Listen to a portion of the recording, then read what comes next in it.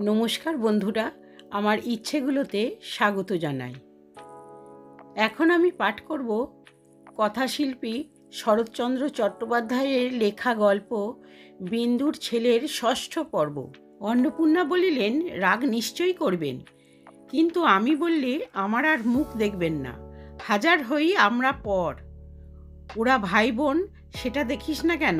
তাছাড়া আমি বুড়ো হয়েছি, এই তুচ্ছ কথা নিয়ে নেচে বেড়ালে লোকে পাগল বলবে না? বিন্দু ভাতের থালাটা হাত দিয়া আরও খানিকটা ঠেলিয়া দিয়া গুম হইয়া বসিয়া রহিল। অন্নপূর্ণা বুঝিলেন সে কেবল ভাসুরের ভয়ে চুপ করিয়া গেল। বলিলেন, হাত তুলে বসে রইলি, ভাতের থালাটা কি অপরাধ করলে? বিন্দু হঠাৎ নিঃশ্বাস ফেলিয়া বলিল, আমার খাওয়া হয়ে গেছে। অন্নপূর্ণা তাহার ভাব দেখিয়া আর জিদ করিতে সাহস করিলেন না। শুইতে গিয়া বিন্দু বিছানায় অমূল্যকে দেখিতে না পাইয়া ফিরিয়া আসিয়া বলিল, সে গেল কোথায়? অন্নপূর্ণা বলিলেন, আজ দেখছি আমার বিছানায় শুয়ে ঘুমোচ্ছে, যাই তুলে দিই গে। না না থাক বলিয়া বিন্দু মুখ অন্ধকার করিয়া চলিয়া গেল। অর্ধেক রাত্রে বিন্দুর সতর্ক নিদ্রা অন্নপূর্ণার ডাকে ভাঙ্গিয়া গেল। কি দিদি? অন্নপূর্ণা বাহির হইতে বলিলেন, দোর খুলে দে, তোর ছেলে নে। এত বজ্জাতি আমার বাবা এলেও সইতে পারবে না। বিন্দু দোর খুলিয়া দিতেই তিনি অমূল্যকে সঙ্গে করিয়া ঘরে ঢুকিয়াই বলিলেন, ঢের হারামজাদা দেখেছি ছোট বউ, এমনটি দেখিনি। রাত্রি 2টো বাজে, একবার চোখে পাতাই করতে দিলে না। এই বলে খিদে পেয়েছে, এই বলে মশা কামড়াচ্ছে, এই বলে জল খাবো, এই বলে বাতাস করো। না ছোট বউ, আমি সমস্ত দিন খাটিখুটি, রাত্রিতে একটু ঘুমোতে না পেলে তো বাঁচি নে।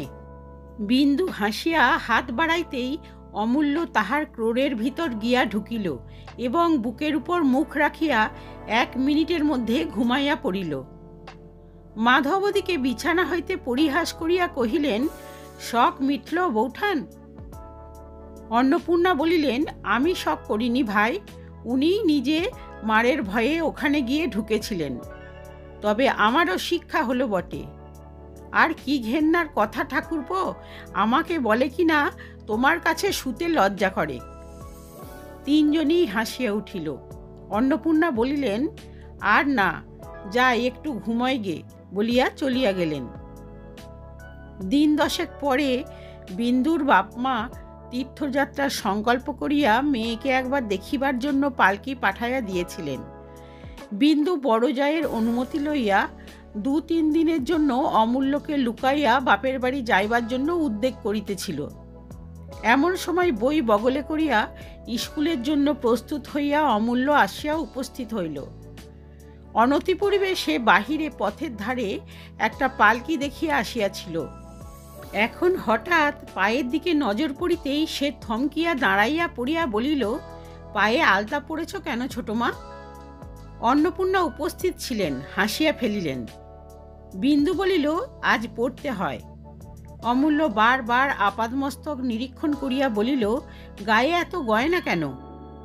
অন্নপূর্ণা মুখে আঁচল দিয়া বাহির হইয়া গেলেন। বিন্দু হাসি চাপিয়া বলিল, কবে তোর বউ এসে পড়বে বলে আমাদের কাউকে কিছু পড়তে নেই রে, যা স্কুলে যা। অমূল্য সে কথা কানে তুলিয়া বলিল, দিদি অত হাসছে কেন? আমি তো আর স্কুলে যাব না, তুমি কোথায় যাবে? বিন্দু বলিল, তাই যদি যাই তোর হুকুম নিতে হবে নাকি? আমিও যাব বলিয়া সে বই লইয়া বাহিরে চলিয়া গেল। অন্নপূর্ণা ঘরে ঢুকিয়া বলিলেন, ও যে অত সহজে স্কুলে যাবে মনে করিনি, কিন্তু কি শেয়ানা দেখেছিস? বলে আলতা পড়েছ কেন, গায়ে অত গয়না কেন? কিন্তু আমি বলি নিয়ে যা, নইলে ফিরে এসে তোকে দেখতে না পেলে ভারী হাঙ্গামা করবে। তুমি কি মনে করেছ দিদি সে স্কুলে গেছে? কোথায় লুকিয়ে বসে আছে দেখো, ঠিক সময়ে হাজির হবে। ঠিক তাহাই হইল, সে লুকাইয়া ছিল। বিন্দু অন্নপূর্ণার পায়ে ধুলা লইয়া পালকিতে উঠিবার সময় কোথা হইতে বাহির হইয়া আসিয়া তাহার আঁচল ধরিয়া দাঁড়াইল। 2 জায়েই হাসিয়া উঠিলেন। অন্নপূর্ণা বলিলেন, যাবার সময় আর মারধর করিস নে, নিয়ে যা। বিন্দু বলিল, তা যেন গেলুম দিদি, কিন্তু কোথাও যে আমার এক পা নড়বার জো নাই, এ তো বড় বিপদের কথা। অন্নপূর্ণা বলিলেন, যেমন করেছিস তেমনি হবে তো। অমূল্য, থাক না তুই দুদিন আমার কাছে। অমূল্য মাথা নাড়িয়া বলিল, না না, তোমার কাছে থাকতে পারবো না বলিয়া আগেই সে পালকিতে গিয়া বসিল। বিন্দু বাপের বাড়ি হইতে ফিরিয়া আসিবার দিন দশেক পরে একদিন মধ্যাহ্নে অন্নপূর্ণা তাহার ঘরে ঢুকিতে ঢুকিতে বলিলেন, ছোট বউ। ছোট বউ একরাশ ময়লা কাপড় জামার সম্মুখে স্তব্ধ হইয়া বসিয়াছিল। অন্নপূর্ণা বলিলেন, ধোপা এসেছে? ছোট বউ কথা কহিল না। অন্নপূর্ণা এইবার তাহার মুখের ভাব লক্ষ্য করিয়া ভয় পাইলেন। উদ্বিগ্ন হইয়া জিজ্ঞাসা করিলেন, কি হয়েছে রে? বিন্দু আঙুল দিয়া ছোট ছোট 2 টুকরো পোড়া সিগারেট দেখাইয়া দিয়া বলিল, অমূল্যর জামার পকেট থেকে বেরুল। অন্নপূর্ণা নির্বাক হইয়া দাঁড়াইয়া রহিলেন। বিন্দু সহসা কাঁদিয়া ফেলিয়া বলিল, তোমার 2টি পায়ে পড়ি দিদি, ওদের বিদেয় করো, না হয় আমাদের কোথাও পাঠিয়ে দাও। অন্নপূর্ণা জবাব দিতে পারিলেন না, আরও কিছুক্ষণ নিঃশব্দে দাঁড়াইয়া থাকিয়া চলিয়া গেলেন। অপরাহ্নে অমূল্য স্কুল হইতে ফিরিয়া খাবার খাইয়া খেলা করিতে গেল। বিন্দু একটি কথাও বলিল না। ভৈরব চাকর নালিশ করিতে আসিল, নরেনবাবু বিনা দোষে তাহাকে চপেটাঘাত করিয়াছে। বিন্দু বিরক্ত হইয়া বলিল, দিদিকে বলগে। আদালত হইতে ফিরিয়া আসিয়া মাধব কাপড় ছাড়িতে ছাড়িতে কি একটা ক্ষুদ্র পরিহাস করিতে গিয়া ধমক খাইয়া চুপ করিল। অদৃশ্যে যে কত বড় ঝড় ঘনাইয়া উঠিতেছে, বাড়ির মধ্যে তাহা কেবল অন্নপূর্ণায় টের পাইলেন। উৎকণ্ঠায় সমস্ত সন্ধ্যাটা ছটফট করিয়া এক সময়ে নির্জনে পাইয়া তিনি ছোট বউয়ের হাতখানি ধরিয়া ফেলিয়া মিনতির স্বরে বলিলেন, হাজার হোক সে তোরই ছেলে, এইবারটি মাপ কর, বরং আড়ালে ডেকে ধমকে দে। বিন্দু বলিল, আমার ছেলে নয়, সে কথা আমিও জানি, তুমিও জানো। মিছামিছি কতকগুলো কথা বাড়িয়ে দরকার কি দিদি? অন্নপূর্ণা বলিলেন, আমি নয়, তুই তার মা, আমি তোকেই তো দিয়েছি। যখন ছোট ছিল খাইয়েছি পড়িয়েছি, এখন বড় হয়েছে, তোমাদের ছেলে তোমরা নাও, আমাকে রেহাই দাও বলিয়া বিন্দু চলিয়া গেল। রাত্রে কাঁদো কাঁদো মুখে অমূল্য অন্নপূর্ণার কাছে শুইতে আসিল। অন্নপূর্ণা ব্যাপার বুঝিয়া বিরক্ত হইয়া বলিলেন, এখানে কেন? যা এখান থেকে, যা বলছি। অমূল্য ফিরিয়া দেখিল তাহার পিতা ঘুমাইতেছেন। সে কোনো কথাটি না বলিয়া আস্তে আস্তে চলিয়া গেল।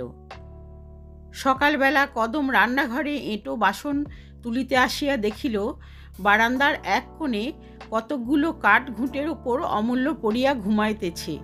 সে ছুটিয়া গিয়া বিন্দুকে তুলিয়া আনিল। অন্নপূর্ণাও ঘুম ভাঙিয়া বাহিরে আসিয়াছিলেন, কাছে আসিয়া দাঁড়াইলেন। বিন্দু তীক্ষ্ণভাবে বলিল, রাত্রে বড়গিন্নি বুঝি তাড়িয়ে দিয়েছিলে?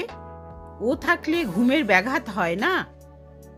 ছেলের অবস্থা দেখিয়া ক্ষোভে দুঃখে তাহার নিজের চোখেও জল আসিতেছিল, কিন্তু বিন্দুর নিষ্ঠুর তিরস্কারে জ্বলিয়া উঠিয়া বলিলেন, নিজের দোষ তুই পরের ঘাড়ে তুলে দিতে পারলেই বাঁচিস। বিন্দু ছেলেকে তুলিতে গিয়া দেখিল তাহার গা গরম, জ্বর হইয়াছে। কহিল, সারা রাত কার্তিক মাসের হিমে জ্বর তো হবেই, এখন ভালো হলে বাঁচি। অন্নপূর্ণা ব্যগ্র হইয়া ঝুঁকিয়া পড়িয়া বলিলেন, জ্বর হয়েছে, কই দেখি। বিন্দু সজোরে তাহার হাত ঠেলিয়া দিয়া বলিল, থাক, আর দেখে কাজ নেই বলিয়া ঘুমন্ত ছেলেকে স্বচ্ছন্দে কোলে তুলিয়া লইয়া অন্নপূর্ণার প্রতি একবার বিষদৃষ্টি নিক্ষেপ করিয়া নিজের ঘরে চলিয়া গেল। 5-6 দিনেই অমূল্য আরোগ্য হইয়া উঠিল বটে, কিন্তু বড় জায়ের অপরাধটা বিন্দু মার্জনা করিল না। সেই দিন হইতে সে ভালো করিয়া কথা পর্যন্ত বলিত না।